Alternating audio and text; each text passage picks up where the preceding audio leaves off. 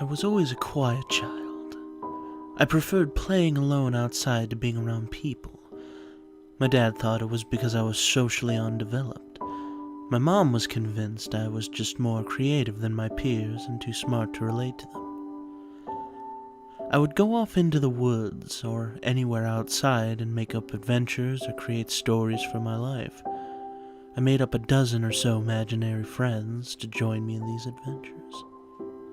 My mom never questioned me about them. In fact, she encouraged this behavior. One friend was my favorite, but I never got around to naming her. I named all the others and created backgrounds for them. She was just her. She told me things about people I had no way of knowing, even subconsciously. She was the one that never went away. She was a pale girl that always appeared to have just recovered from an illness. I guess I liked her because she was quiet like me and watched people. When we walked in stores or down streets, she would whisper in my ear and tell me about people we saw. He's on his way to kill himself. She's stealing those cookies. Don't look at him.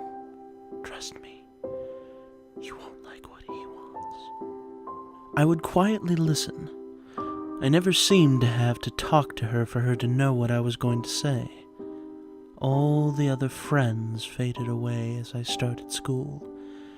She stayed up until middle school, constantly telling me each person's terrible secret.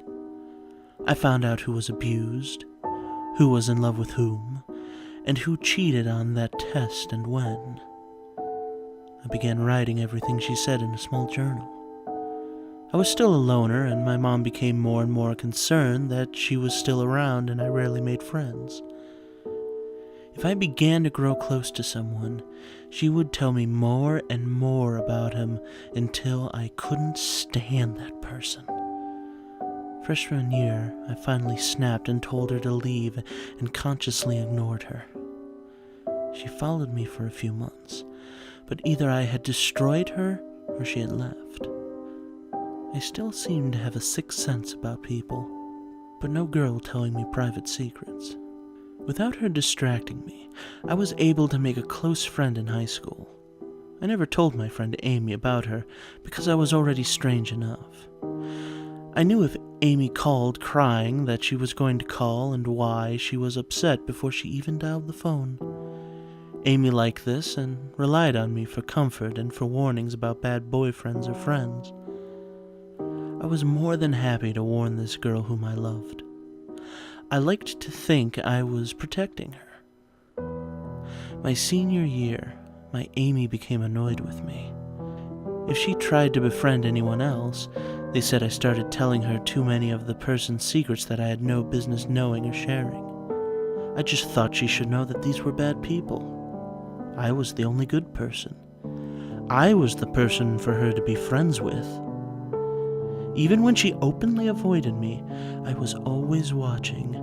I slipped her notes about a guy she had a crush on being an abuser, or that her new friend was pregnant.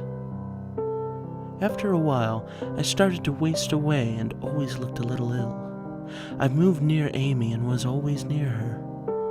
I began to look younger because I was so frail. Years later, I met a young girl in the woods outside Amy's house. She said she had no friends and liked being alone. Me too, I said. And tell your mom her new boyfriend is cheating.